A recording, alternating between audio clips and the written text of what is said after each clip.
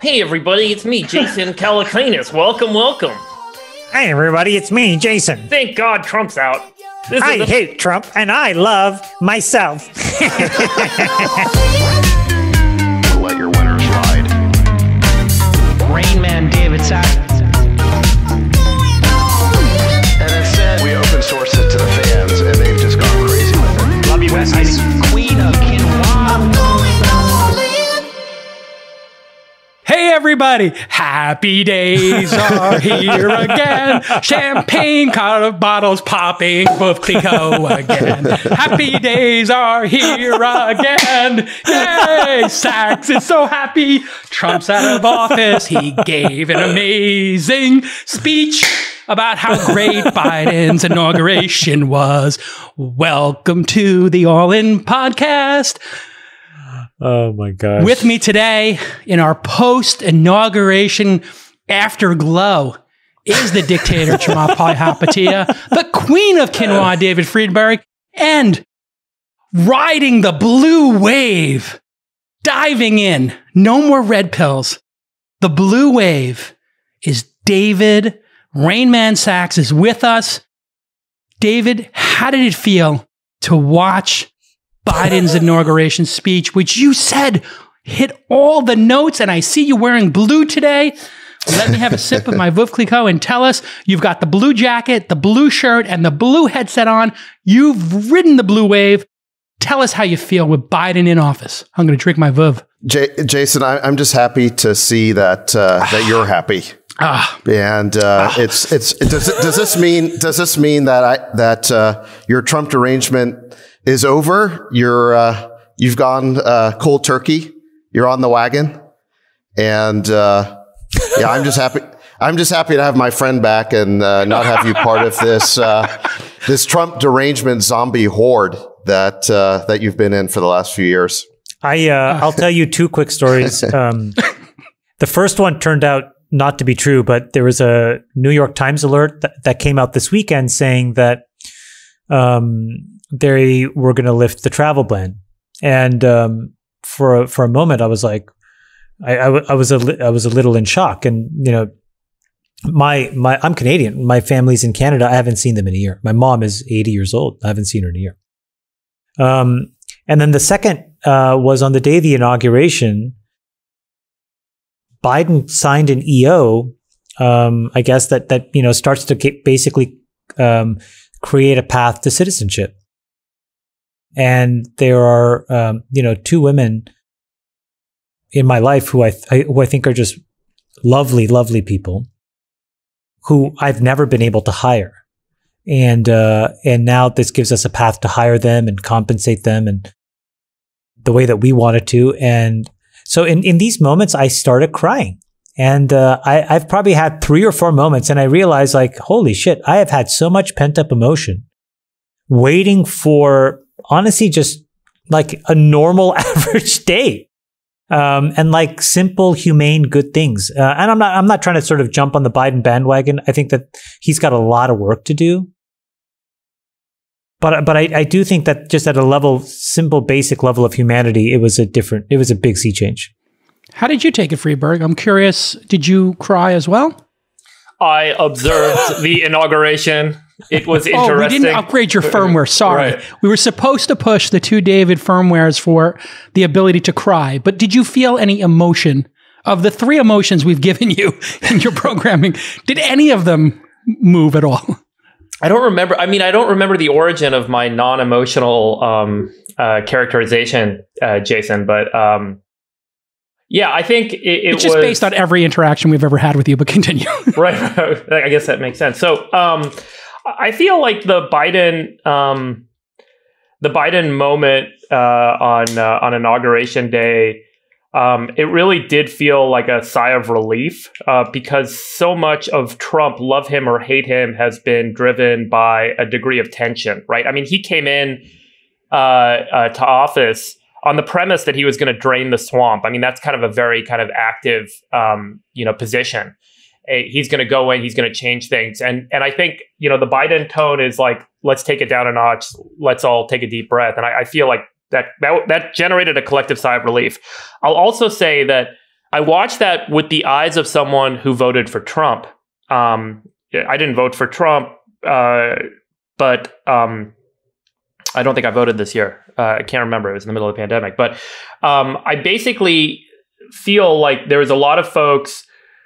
It's easy to say, let's unite the country when you're on the winning side. And when you're not, and you're sitting there and your guy got kicked out of office and your guy claimed that he got kicked out because of fraudulent activity, and you're one of the 46% of Americans that are already disapproving of Biden's performance in his first 2 days of office.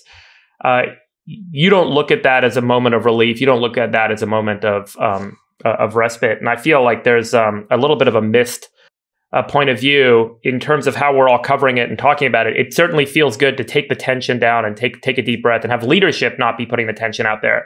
But there's a lot of anger and disappointment still festering out there. And I think we need to be very cognizant of why and what we can do.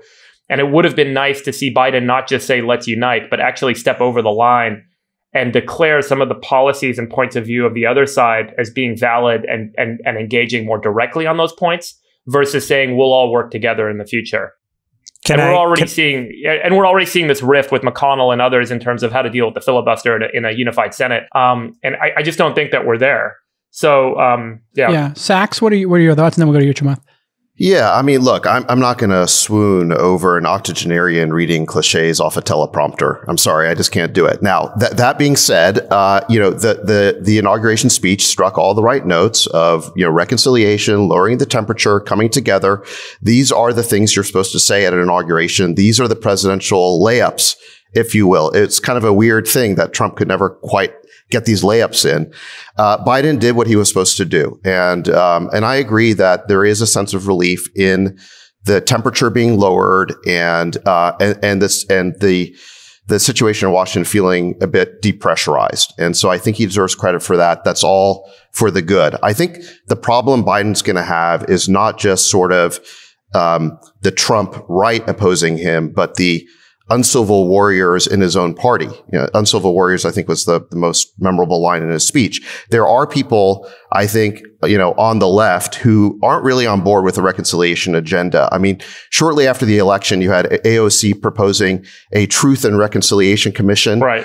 To go after everyone from the Trump era. I don't think that's exactly the kind of reconciliation Biden's talking about. You have, I think, the repressive hand of big tech playing into this revenge agenda by acting as a speech cartel. And now we have the rest of the tech stack jumping on board with the speech cartel. You had an announcement from a whole bunch of finance companies, PayPal, Stripe, Square, that said they would cancel the accounts and by implication, livelihoods of anyone connected to January 6th. Well, what exactly does that mean? I mean, there were many thousands of people at this rally on the Mall. Only a few percent of them breached the Capitol, and an even smaller percentage engaged in violence. But everybody who was at the Mall, and really everyone in the MAGA movement, is quote unquote connected to that protest. So how many degrees of Kevin Bacon are we going to play in acting out these reprisals? And I think the worst part of all is that now we have in Congress a bill put forward by Adam Schiff that basically would create a domestic Patriot Act to create giant new surveillance powers for the state to go after people they deem to be traitors and seditionists and domestic terrorists. And, I actually tweeted a letter by Rashida Tlaib of the Squad opposing this. It's the first time I've stood with the Squad. I was proud to, because the last thing the state needs right now is more surveillance powers. And this idea that we're fighting a war against fellow Americans based on basically political dissent, that's not going to create reconciliation. That's going to lead to the next step in this horrible tit-for-tat game. Just to build on this for a second, there was a Rasmussen poll that came out today. Today's Friday, January 22nd, so 2 days after the inauguration, and Biden's disapproval rating is 45%. And, all of a sudden, you can think, again, as you said, 3 days ago, a lot of people were on the losing side and are now on the winning side. And today, a lot of people that were on the winning side are quote unquote on the losing side. And you see how reflexive the reaction is. It's like an auto hate, right? It's like auto disapproval. And so if that's the case, it just begs the question, how much room and how much tolerance will we have as a society if we start to go after folks that effectively have an enormous amount of political dissent? Are there fringes of both parties that need to get basically found out, exposed, and put in jail, whether they're Antifa on the left or, the far right extremists on the right? Absolutely. But hopefully the FBI already has enough power to do that, and that's already their remit. And what we're not going to have to do is pass an enormous number of laws. I mean, I've said this before, like the Patriot Act was so crazy because it was a foreign actor and a foreign event on domestic soil that created it. But, between the pandemic and now what happened in the Capitol, a biological Patriot Act, a domestic Patriot Act, these are all in the offing. And I think what we're going to have to do is, again, it sounds cheesy, but find the common ground so that we can expose who are at the fringes of both parties, who are the real crazy people, round those folks up and deal with them with the laws that we have today, because otherwise the unintended consequences for the overwhelming majority of the Americans who are just normal folks is going to be a little scary. I thought a really interesting reconciliation moment happened with the woman who stole Nancy Pelosi's laptop. I don't know if you guys have read that story, but this woman who stole the laptop and was considering selling it to the Russians or something. She's 22 years old. She's obviously was misguided in doing this. And the judge basically explained to her that she was releasing her to her mother's, care, and that her mother would go to jail if, she did anything further. But she said, listen, you're a beneficiary of the Constitution. You are getting a speedy trial. You are getting representation. And she used it almost as a civics lesson. And I think we had a discussion, maybe 2 episodes when the pod got a little hot, which was great for ratings, by the way, and for our relationships. And it resulted in a reconciliation dinner that we had. A little wives dinner.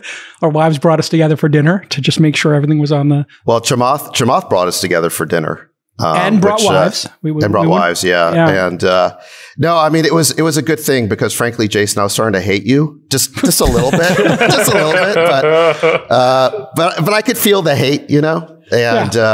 Chamath, being empathetic as he is, recognized the situation, and so we've decided to do at least a quarterly besties dinner to make sure that that the contentiousness does not get out of hand and interfere with our friendships, which are more important than our politics.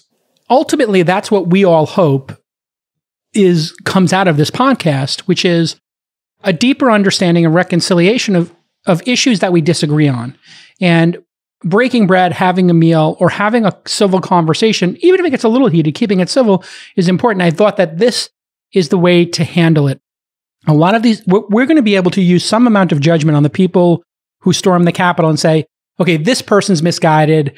They took a selfie. This person broke windows. And then this person, threw a fire extinguisher at a cop. And we have to make sure that the justice system is deployed in a fair way. And more surveillance and more investigations. I don't think that's the solution. I think more surveillance, more investigations, absolutely, because I think the FBI has the power today to do that. And I think they should. Like I said, they should find every single person involved, find the appropriate crime, make sure that they're punished.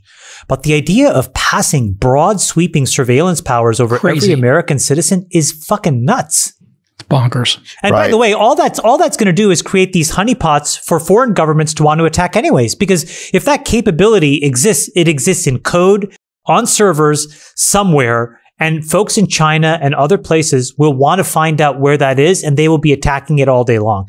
And so the last thing we need is we're already leaking enough information about ourselves online willingly and unwittingly. I don't want there to be a honeypot. That's the first thing. The second thing I just want to say is I thought it was incredible what Mitch McConnell did. Just back to your comment, Jason, about making sure folks get the right adjudication. I think Mitch McConnell set the stage to have Donald Trump impeached. And the reason I think that is this was the first time he was completely unequivocal, which is that Donald Trump provoked all these folks. And I think what it allows the Republican Party to do is to get together under closed doors, behind closed doors, circle the wagons and say, it's either him or us. we choose right now. And I think what's going to happen, if I had to guess, is that allows a lot of people to break ranks and support the impeachment in the Senate. That's going to start on Monday. And I think there's a real chance now that this impeachment goes through and he gets convicted. I think it's worth just thinking about the implications of that. If you did that, there are Trump loyalists. There aren't really GOP loyalists. I guess there are GOP loyalists, but there are a lot of Trump loyalists that are not loyal to the GOP at this point. And Sacks, correct me if I'm wrong, but if Trump does actually create a fringe party, does create a patriot party, as he suggested he might, you could see up to 20 million Americans joining that party. And, that would reduce the ranks of the Republican Party significantly. And in kind of my understanding is in political theory, what would result is you always have a balance in the parties. And so the parties kind of adjust left or right to create that balance. Ultimately, it's just kind of the organic way this works. In order for the Republican Party to gain, you would probably see a lot of membership move over to the Republican Party, which means that the Democratic Party is going to move further left. And, think about the implications of that. If they do actually kick Trump out of the party and he does set up a fringe party, you will likely see the Democrats move further left, creating a much more kind of conflicting story for some of the centrists than what they're telling today of what's going to happen in the future. And that's a very different America in the next 2 to 3 years that could be created if they took that risk. And I think they have to associate that calculus when they're making this decision. You can talk about justice and wanting to kick him out of the party, but the implications of him leaving the party are rather profound. Oh, it would fracture the Republican Party. It would be, I guess the best historical analog would be when Teddy Roosevelt left the party to form the Bull Moose Party. He actually fractured the Republican Party, and that allowed, I think, Woodrow Wilson to win the presidency, beating Taft. The Republicans would basically lose every election from now until Trump is no longer, a force in American politics. If he created, I guess they'd have to move left, right? I mean, in order for them to gain, more people, they'd have to get the centrist Democrats. They'd have to move left, and that'll give the Democrats the ability to move left. Yeah, I mean, it would be a dream scenario for the Democrat Party. I'm surprised. I'd be surprised at the end of the day if enough Republicans went along with this to fracture the party. But look, I understand that on some basis, Trump caused what happened at the Capitol. He convened everybody, he rabble-roused. But I think that, frankly, if you have a trial, I think the question we have to ask is, what agenda does this serve? Does this serve a reconciliation agenda, or does this serve a revenge agenda? I mean, the guy's already out of office. I thought we canceled the Trump reality show, and this is like bringing it back for another season, because this trial is going to be a shit show. Just like all things Trump, you have a trial in the Senate, and it's going to turn into a total farce. Okay. And, look, I think cosmically, Trump was reckless. He was responsible. But when you actually look at the legal definition of incitement, it's actually very hard to prove incitement. So now Trump's going to get his lawyers up there, and they're going to be pushing back on this, and it's going to consume the country for months. And I just think we should be moving forward right now. The guy's already out of office. 3 days and done. Why would it take months? I'm curious. You're just saying the overhang from it? They're going to start at mid-February, right? It's not going to be 3 days. This goes on until the trial's over. I mean, it'll be at least a week of discussion, right, Sacks? So, Sacks, do you think the GOP preventing Trump from being able to run again is worth the week of animosity, let's call it? I think we should just move on as a country. And at the end of the day, I think that's what's good for Biden's agenda. I mean, this will become very consuming. What's good for the GOP, though? If you as a person who would align themselves with Republicans mainly, I would say, what do you think is best for your party, the party you're part of? Just moving on, just moving forward. What if Trump comes back and gets the nomination in 2024? I mean, I think that is definitely a risk you take. But I think you want to take that risk? I'll leave it to the voters to decide what makes sense. Interesting. I think that the only salvation for the Republicans is to repudiate Trump, and I actually agree with Friedberg. I think that this creates the opportunity for this. I think Trump wants to call it the Patriot Party, to be sort of center right. I think Democrats probably ebb over time, center left. And then the Republicans actually are this interesting power broker because they can actually tack to the middle and be centrist, about a social safety net combined with, small government. If you could somehow tiptoe and balance on that line, I think that is the winning strategy that people want. But I think that's my point, is the Republican Party